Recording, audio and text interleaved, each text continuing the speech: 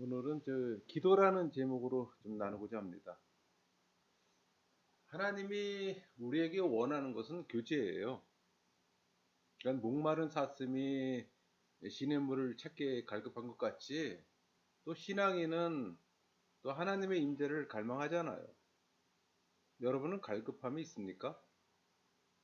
신앙인은 일상의 삶 속에서 다양한 방법으로 하나님의 임재를 경험할 수가 있어요. 여러분이 갈급한 심령으로 성령 하나님께 나아갈 때, 삶 가운데 죄를 짓고 말할 수 없는 양심의 가책을 느꼈을 때 또 회개를 통해 또 용서를 구해야 합니다.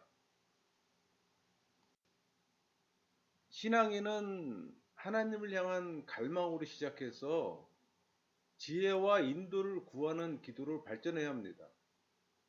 여러분이 삶의 어려움에 부딪혀 낙심하고 있다면 기도할 수 있어요. 그러나 하나님께서 원하시는 기도는 우리 영혼의 갈급함입니다. 그리스도인이 된다는 것은 그리스도를 따르는 거잖아요. 또 그리스도를 따른다는 것은 그분의 말씀에 순종하는 거고.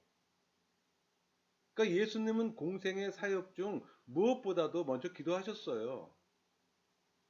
성부 하나님과 친밀한 관계는 또 기도 생활을 통해서 이루어졌고. 그렇다면 우리도 사는 동안 또 그분과 함께 항상 교제해야 되잖아요. 여러분, 설교는 사람을 움직이지만 기도는 하나님을 움직여요. 그러니까 설교는 지금 영향 주지만 기도는 영혼에 영향을 줍니다. 그러니까 종교인들은 기도로 화제를 꺼내면 지겨워하는 경향이 있습니다. 왜 그럴까요? 기도가 지루하기 때문에. 그럴 때는 기도라는 단어를 교제로 한번 바꿔보세요. 분위기가 좀 달라질 겁니다. 기도보다는 교제가 편해요. 응답 없이 행하는 기도는 또 고된 일로 생각하잖아요. 또 어떤 이는 미사오고를 동원해서 기도 퍼포먼스를 또 생각하기도 합니다. 그러나 하나님은 형식적 기도를 싫어하세요. 그분은 갈급한 기도를 좋아하세요. 하나님은 갈급한 신앙인의 기도는 듣고 응답하지만 종교인의 화려한 미사구의 기도는 무시합니다. 여러분의 예배와 기도회 그리고 개인 기도 시간을 채우고 있는 기도는 어떠합니까? 여러분은 하나님에 대해 갈급하십니까? 여러분의 첫사랑을 향한 회복에 하나님이 이끌리고 계십니까? 하나님은 우리가 무언가를 구할 때보다 그저 그분만을 갈망할 때 더 우리를 만나주세요. 필요할 때만 기도하는 것이 아니라 일상의 삶에서 주님과 교제하세요. 그리고 필요할 때 사용하세요. 십자가가 여러분의 눈앞에 높이 달려 있습니다. 그 위에는 마지막 호흡을 거칠게 몰아쉬고 계신 예수님께서 찢어지는 아픔을 참아내며 죄 아래서 죽음을 기다리는 피조물의 영생을 위해 갈망하는 한마디의 기도를 하십니다. 다 이루었다. 하나님의 임재를 경험케 한 것은 유창한 기도가 아니에요. 뭐 세련된 표현력은 하나님과 연결시키지 못합니다. 오히려 어설프고 뜨겁고 갈급한 이 간구와 좌절의 눈물 속에서 만나주세요. 여러분, 하나님을 진정으로 사랑하십니까?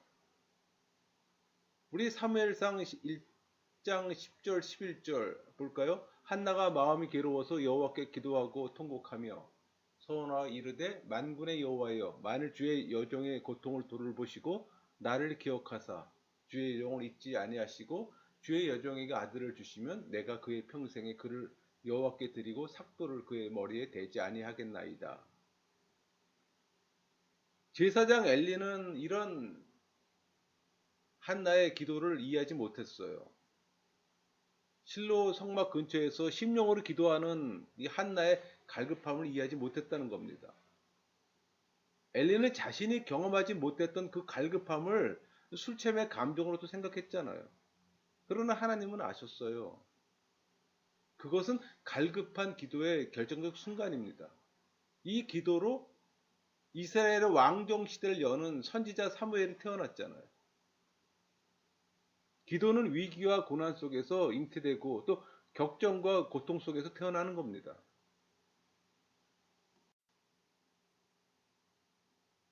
여러분의 갈급함이 뭐 연약함이나 영적 갈증, 배고픔, 뭐 두려움, 절망 그런 형태로 여러분의 영혼을 사로잡고 있다면 지금이야말로 그 모든 것을 갈급한 기도에 담아서 하나님께 토할 때입니다. 여러분, 하나님은 우리의 구원자세요. 그분은 한 번도 우리를 사랑하지 않으신 적이 없고 앞으로도 없을 겁니다. 그런 분이 여러분을 기다리고 계세요. 이 시대는 분명 많은 교회가 부흥을 원합니다. 그러나 그 부흥은 갈급함으로 시작되어야 합니다. 여러분, 갈급한 사람이 있습니까? 회심을 경험한 사람만이 하나님의 불길을 구할 수가 있는 거예요. 왜? 회심을 경험한 사람만이 회심을 알기 때문에. 이 부흥은 뭐 어떤 기획과 음악과 테크닉으로 일어나는 게 아니에요. 회심한 사람들이 모여서 갈급함으로 기도할 때 성령께서 역사하시는 겁니다. 우리는 신앙인 공동체에서 종교인들을 위해 예수님께 기도한 소경의 갈급한 외침을 다시 한번 새겨봐야 합니다. 우리 누가복음 18장 38절 맹인이 외쳐 이르되 다윗의 자손 예수여 나를 불쌍히 여기소서 하거늘. 이런 외침이 우리에게 있어야 되는 겁니다.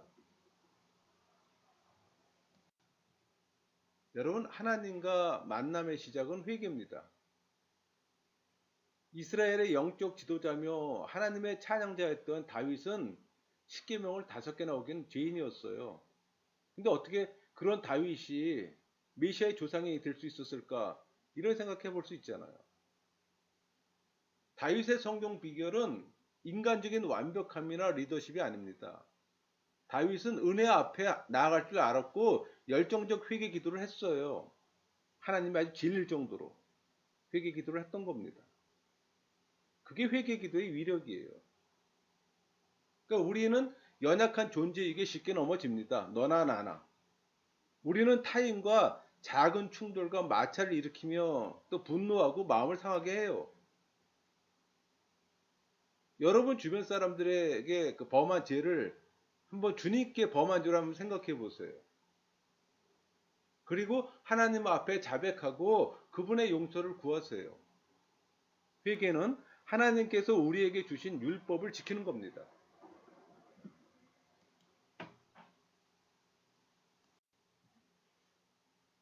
여러분이 사람에게 한 일은 곧 하나님께 한 일을 한번 생각해 보세요.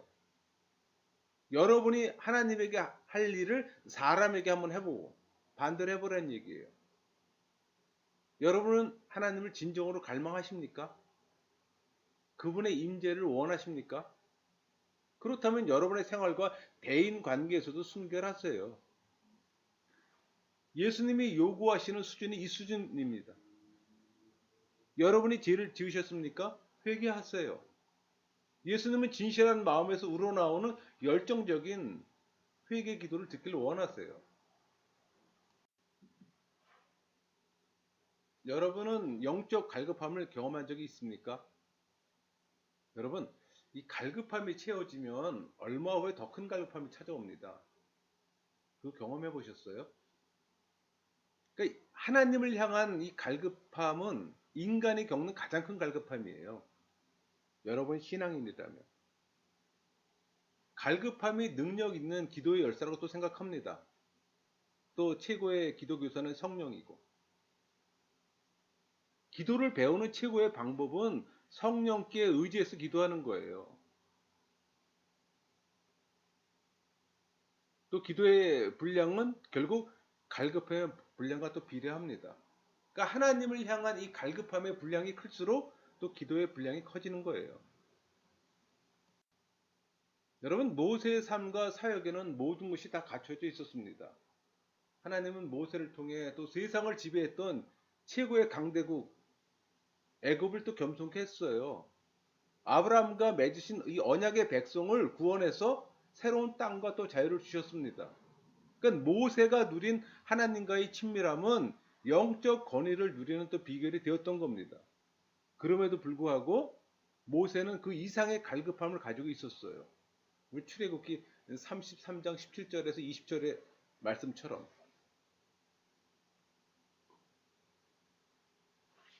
뭐 읽어볼까요? 여호와께서 모세에게 이르시되 내가 말하는 이 일도 내가 하리니 너는 내 목전에 은총을 입었고 내가 이름으로도 너를 알미니라. 모세가 이르되 원하건대 주의 영광을 내게 보이소서.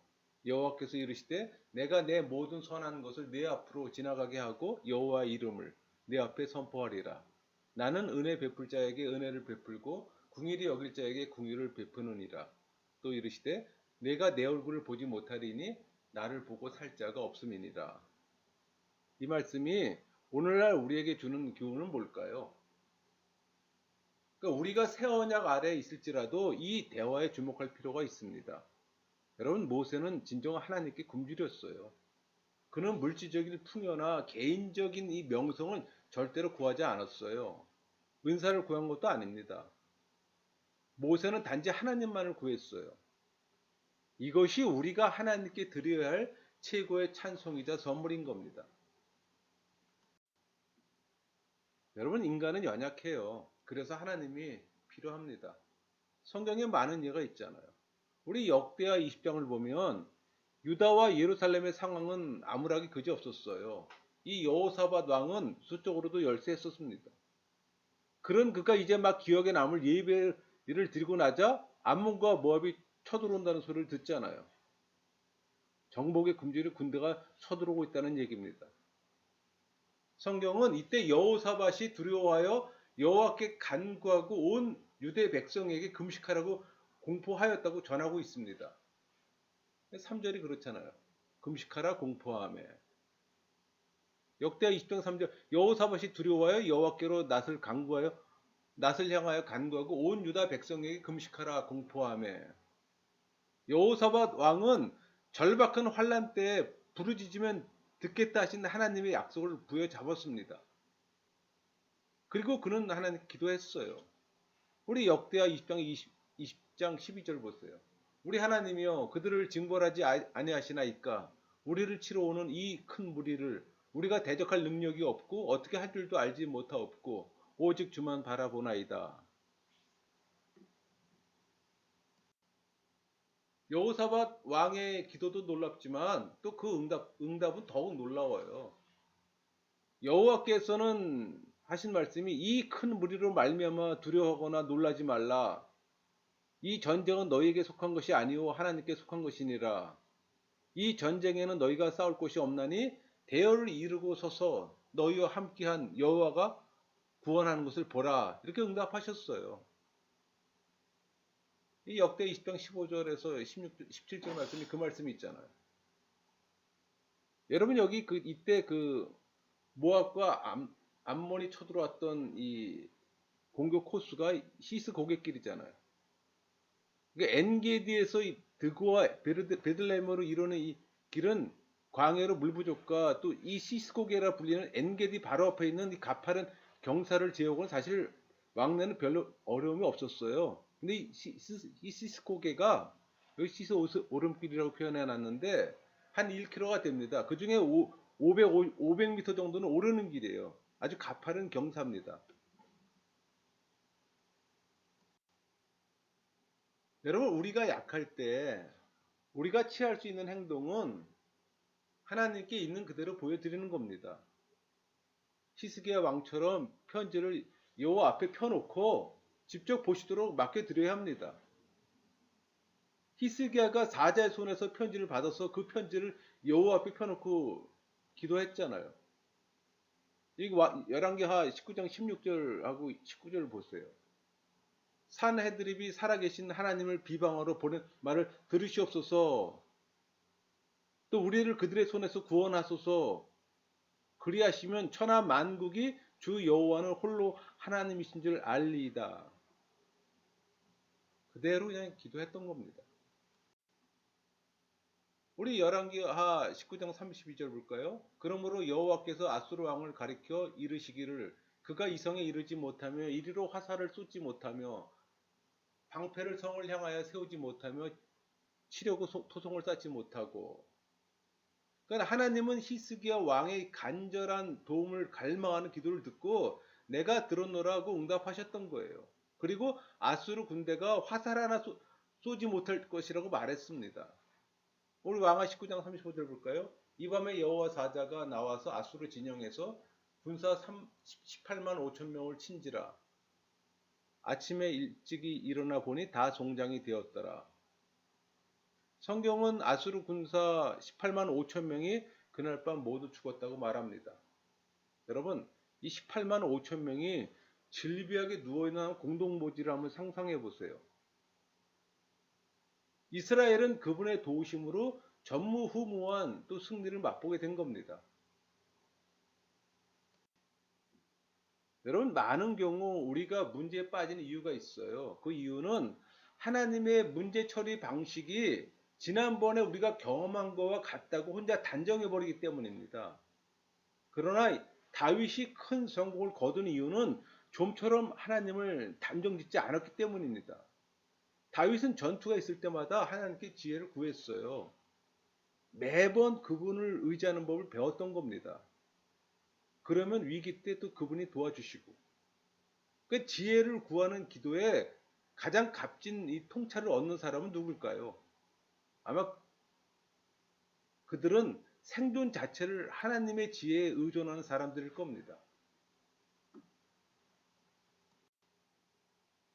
또 여러분만을 위해 기도하는 것이 아니라 다른 이들을 위해서도 기도해야 합니다. 우리 현재는 믿음의 선배들이 기도한 결과예요. 예수님은 하늘 아버지 곁에서 지금도 우리를 위해서 중보하시는 사명을 감당하고 계시잖아요. 여러분, 모세는 이스라엘을 위해서 수시로 중보했습니다. 40주일을 기도했다고 하잖아요. 엘리사는 또 수넴 여인의 죽은 아들을 위해서 자신의 몸을 엎드려서 대신 기도했어요. 욥은 자신을 괴롭힌 친구들의 죄를 위해서 기도했고, 다니엘은 이스라엘의 앞날을 위해서 21일간 기도했습니다. 사도 바울도 교회들에게 손수 애정어린 편지를 보내면서 격려했어요. 여러분, 타인을 위한 기도는 진정 부흥의 비결이 되는 겁니다. 오늘도 하나님은 우리에게 쉬지 말고 기도하라고 명하세요. 이 명령은 자신을 위한 사사로운 기도를 드리라는 것이 아닙니다. 그래서 예수님은 보혜사 성령을 보내시고 우리를 위해, 그리고 우리의 기도를 통해 이 땅을 아버지의 뜻대로 이루시길 원하시는 겁니다. 우리 로마서 8장 26절 27절 볼까요? 이와 같이 성령도 우리의 연약함을 도우시나니 우리는 마땅히 기도할 바를 알지 못하나 오직 성령이 말할 수 없는 탄식으로 우리를 위하여 친히 간구하시느니라. 마음을 살피시는 이가 성령의 생각을 아시나니 이는 성령이 하나님의 뜻대로 성도를 위하여 간구하심이니라.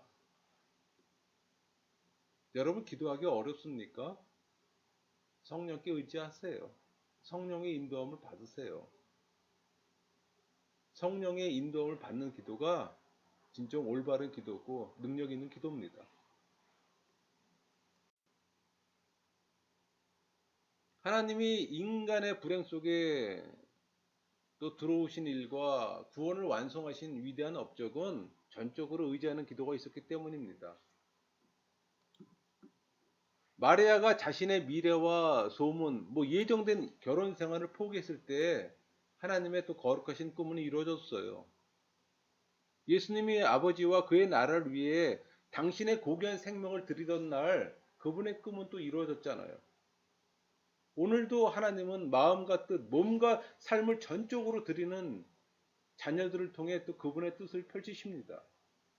그러므로 전적으로 의지하는 기도는 세대와 장소, 남녀를 초월해서 그분의 뜻을 또 펼치시는 원동력이 되기도 해요. 그러나 하나님을 갈망하는 일은 언제나 값비싼 대가를 요구합니다.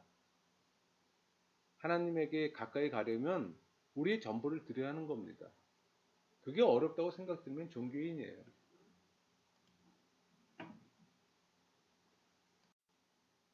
여러분, 하나님의 임재를 맞이하던 날, 그러니까 이사야의 삶과 사역은 완전히 변했어요. 그러니까 이사야는 그분의 신령한 권위로 대언하기 시작했잖아요. 그러니까 이사야는 하나님께서 죄악이 관영한 세상에 보낸 또 메신저가 되었던 겁니다. 여러분, 지혜로운 사람은 하나님을 의지해요. 그러면 또 하나님은 그분의 사랑과 복은 물론 우리의 삶까지 되돌려 주시고, 지혜와 인도를 구하는 기도에 하나님은 이전보다 더 큰 도전으로 응답하실 때가 있어요. 바로 그때가 전적으로 하나님께 의탁하는 때입니다. 그러면 하나님은 우리를 통해 당신의 뜻을 또 펼치게 되는 거고. 에스겔의 예를 들어볼까요? 하나님께서는 그 선지자 에스겔을 메마른 광야 한복판, 사람의 인적이 전혀 없는 고독한 장소에 데려다 놓았습니다. 우리가 추측해 보건대 에스겔의 귀에는 황량한 어떤 바람 소리와 끝없이 펼쳐진 거친 바위산과 모래 언덕이 있었을 겁니다. 그러니까 에스겔은 편안하고 따뜻한 방에 있지를 않았어요. 아름다운 찬양이 있지도 않았을 겁니다. 이와 같은 현실이 우리 앞에 펼쳐진다면 정녕 우리 앞에는 그분의 임재만이 위로가 될 겁니다. 여러분, 기적이 이루어진 것은 에스겔의 믿음 때문이 아니에요. 그가 순종하고 하나님 말씀을 선포했기 때문입니다. 그렇게 선포하자 세상에 하나님의 능력이 나타나고 또 하나님의 뜻이 실현된 거예요. 여러분이 하나님의 임재를 갈망하는 사람이 된다면 어떻게 될까요?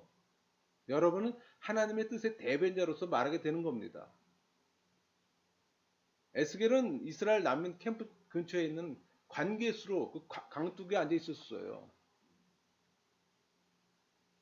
30번째가 되는 그 생일이 되는 걸로 예상되는데 아마 도시가 무너지지 않았다면 그 해에 예루살렘에서 제사장으로 임명되었을 겁니다. 여러분, 베드로와 요한이 예루살렘의 헤롯 성전에 앉았던 못 걷는 이를 보고 선포하며 기도했습니다. 그들은 못 걷는 이의 치유를 위해 기도하지 않았어요. 그들은 그 문제로 하나님의 지혜를 구하지도 않았습니다. 베드로는 못 걷는 거지에게 손을 내밀고는 하나님의 이름으로 선포했어요. 사도행전 3장 6절 7절 볼까요? 베드로가 이르되 은과 금이 내게 없거니와 내게 있는 이것을 내게 주노니 나사렛 예수 그리스도의 이름으로 일어나 걸으라 하고 오른손을 잡아 일으키니 발과 발목이 큰 곧 힘을 얻고, 그리고는 그 못 걷는 거지를 잡아 일으키니 일어났습니다. 그러니까 하나님과 친밀해지면 우리는 그분의 뜻과 목적과 하나가 되는 거예요. 전국적으로 열망적인 이 갈망은 우리 마음에 그분이 주신 씨앗을 품고 자라나서 우리 삶에 초자연적이고 기적적인 열매를 맺게 합니다. 그날 베드로와 요한에게 회의나 의심은 들어설 자리가 없었어요. 베드로는 하나님의 거룩한 뜻을 선포했어요. 그러자 그 뜻이 또 즉각 이루어졌고,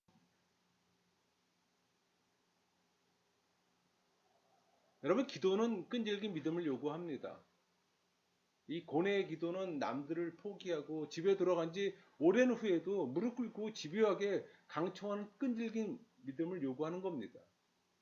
우리 시편 기자 다윗은 고난 중에 기도한 고뇌의 기도를 이렇게 기록했습니다. 시편 73편 25절 볼까요? 하늘에서는 주 외에 누가 내게 있으리요, 땅에서는 주밖에 내가 사모할 리가 없나이다. 내 육체와 마음은 쇠약하나 하나님은 내 마음의 반석이시요 영원한 분기시라. 현대인의 바쁜 생활 속에서 때로 느린 응답에 필요한 것은 인내입니다. 신앙인들은 자신의 불지평 앞에서 또는 사랑하는 자녀가 범죄에 빠졌을 때, 또 빈곤한 경제생활로 미래가 어둡고 힘겨울 때 믿음으로 고뇌의 기도를 드려야 합니다. 하나님이 가장 바라시는 기도가 뭘까요? 하나님이 선호하시는 기도가 있을지 한번 생각해 보신 적 있습니까? 물론 그분은 모든 종류의 기도를 다 기뻐하실 겁니다.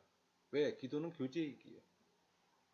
그러나 하나님이 특별히 선호하는 기도가 있다면 그것이 가장 귀한 기도일 겁니다. 여러분, 사모하다는 말 아시죠?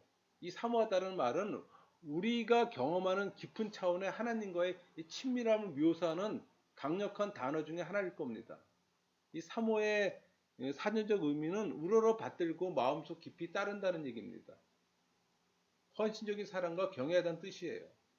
이 사모란 하나님을 예배하고 높이고 찬송하려는 마음의 이 자발적 열망을 얘기합니다.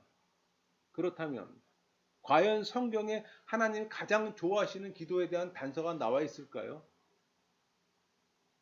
성경 속에 열정적인 기도의 일부가 시편에 나와 있는데 그것들은 하나같이 사모의 상태, 즉 무조건적 사랑의 표현입니다. 여러분, 아가서 아시죠? 아가서에서 나오는 솔로몬의 이 언어는 교회를 향한 그리스도의 애정, 신랑을 향한 신부의 애정을 묘사하는 데 자주 사용됩니다. 사도 바울도 교회를 향한 그리스도의 애정을 부부 관계로 들어서 묘사했어요. 이 모든 증거는 사모의 상태야말로 하나님이 가장 바라시는 기도이시다는 사실을 또 보여주기도 합니다. 여러분, 우리 일상의 삶에서 사모는 매우 희귀해요. 안타깝게도 오늘날 교회에서 사모는 찾아보기가 어려운 단어가 된 것 같습니다. 많은 그리스도인들은 하나님께 사랑을 고백하지만 하나님께 나아갈 때 두 손을 벌리고 가는 습관이 있어요. 아무것도 구하지 말고 단순하게 한 시간만 하나님께 기도하려 해도 노력이 필요할 겁니다. 여러분, 사실 기도는 우리가 하나님을 추구하고 또 하나님이 우리에게 잡혀주시는 과정을 닮은 한 장의 사진 같아요. 이제부터 여러분은 마음으로부터 우러나오는 기도를 하세요. 일단 여러분의 눈이 온전히 하나님께만 고정되면 나머지 과정은 그분이 직접 이끌고 또 주도하셔서 여러분을 그분의 가장 은밀하고 경건한 내실로 인도하실 겁니다. 그런 경험 해보셔야죠.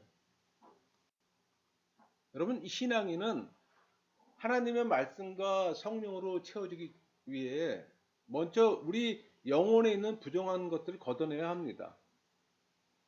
그러나 여기서 걷어내라고 하니까는 동양 종교에서 말하는 비움의 행위와는 그 목적이 달라요. 왜냐하면은 그들이 말하는 이 완전에 이르는 길은 인간 영혼에서 온갖 잡념, 애착, 생각들을 비워서 완전한 비어있는 이 비움의 상태와 또 우주와의 합일, 그 완벽한 균형을 이루는 상태로 이루는 거라고 보통 얘기하는데 우리 기독교에서 말하는 경건의 삶은 그렇지가 않아요. 기독교에서 말하는 경건의 삶은 영혼의 관리입니다. 그러니까 모든 죄는 영혼으로부터 시작해요. 우리 안에 내주하는 죄의 경향성이 있다고 그랬잖아요. 따라서 우리 생각이 순수한 만큼 순수한 사람이 되는 거예요. 그러니까 우리 안에 있는 이 죄의 경향성을 우리가 억제하고 다스리는 게 중요하다는 얘기입니다. 그러니까 우리 언행으로 지은 죄만 회개하는 것은 충분하지 않아요. 우리가 생각하는 것 그조차도 회개하는 것이 중요합니다. 죄된 생각이 떠오를 때 그것이 우리 안에 내주하는 죄로부터 오는 것을 여러분 꼭 기억해야 합니다. 많은 사람들은 사단으로부터 오는 죄라고 말하는데 그렇지 않아요. 종교인은 사단의 지배를 받으나 신앙인은 성령의 지배를 받습니다. 신앙인은 사단의 지배를 받지 않아요. 당연히 사탄으로부터 오는 게 아니에요. 그래서 평상시 내가 종교인인지 이 신앙인인지 인식이 중요한 겁니다. 어떤 이유든 죄는 우리가 다스릴 수 없음을 인지하시고 성령께 의지하세요. 성령만이 우리 안에 내주하는 이 죄를 다룰 수가 있는 겁니다. 우리의 영혼이 순결한 만큼 육체도 순결해지는 거예요. 우리의 생각이 깨끗한 만큼 우리는 능력 있는 사역을 할 수가 있는 거고. 여러분, 경건의 삶을 결정하고 또 이를 예수의 믿음으로 받아들이는 사람이 있는 곳은 생각의 이 순결성을 지켜가는 것이고 또 공동체 안에서 성령 충분히 또 나타남으로 그 토대가 또 마련되는 곳이기도 합니다. 여러분, 우주는 빈 공간이 아니에요. 사단과 하나님의 나라가 우주를 점하고 있습니다. 하나님 나라는 인간 영혼의 빈 상태를 악용하지 않아요. 하나님의 뜻을 인간에게 절대 강요하지 않습니다. 그러나 어둠의 나라는 조금도 꺼리낌이 없이 무엇이든지 닿는 것마다 이용하고 악용하고 도둑질하고 멸망시켜요. 사단은 어두운 반항자잖아요. 만족할지 모르는 굶주린 암세포 같아요. 조그만 틈만 보이면 파고들고 또 인간을 어떻게든 미혹합니다. 한때 하나님의 화려한 천사장이었다가 적장이 된 그는 지금 우는 사자와 같이 두루다니며 삼킬 자를 찾고 있잖아요. 여러분, 비워진 인간 영혼은 바알세불의 노천 시장에 걸린 신선한 고기 덩어리 같아서 지옥의 온갖 파리떼들이 꼬이게 마련입니다. 그러므로 신앙인들은 이 비워진 영혼의 이 공간을 채울 가치가 있는 것은 단 하나뿐이에요. 진리를 소유하는 겁니다. 예수 그리스도예요. 그러나 많은 종교인들이 이 부분에 대한 기도의 필요성을 전혀 느끼지 못합니다. 그저 토요일까지 불신자처럼 살고 주일은 성도처럼 기도하고 찬송하다가 천국 가는 걸 생각하고 있어요. 사실은 엄청난 착각인데. 그러나 사도 바울은 그렇지 않았어요. 그는 갈라디아 2장 20절 보세요. 내가 그리스도와 함께 십자가에 못 박혔나니 그런즉 이제는 내가 사는 것이 아니요 오직 내 안에 그리스도께서 사시는 것이라.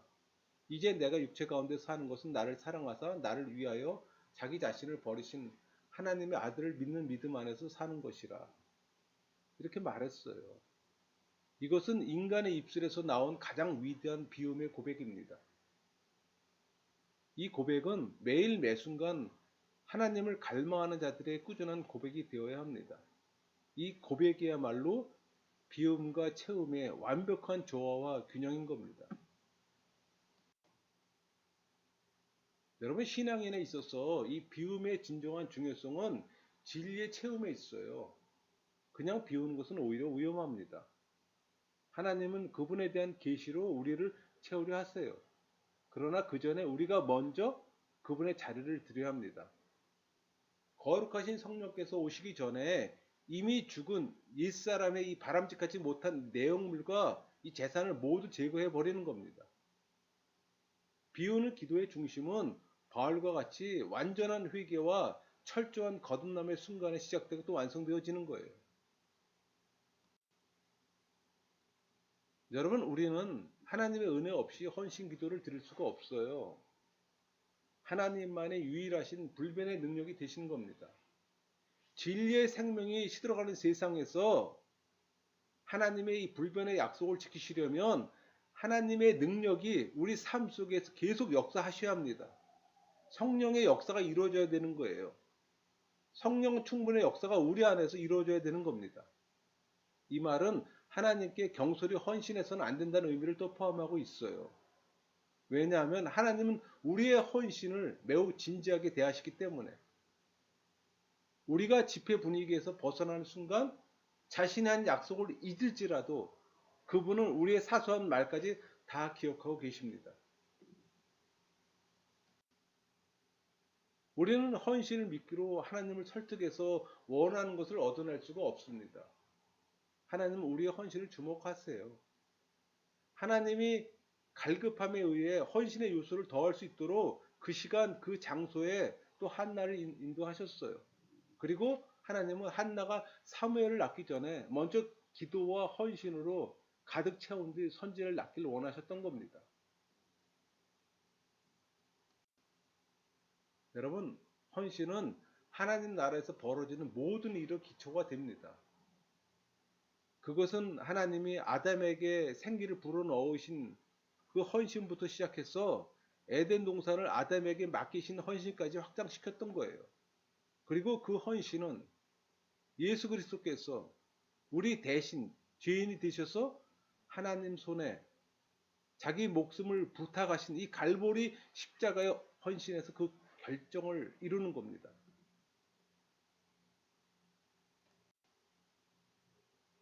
여러분, 하나님을 향한 이 신앙인의 헌신은 종교인들과는 달리 죽음을 두려워하지 않을 정도로 강해야 합니다.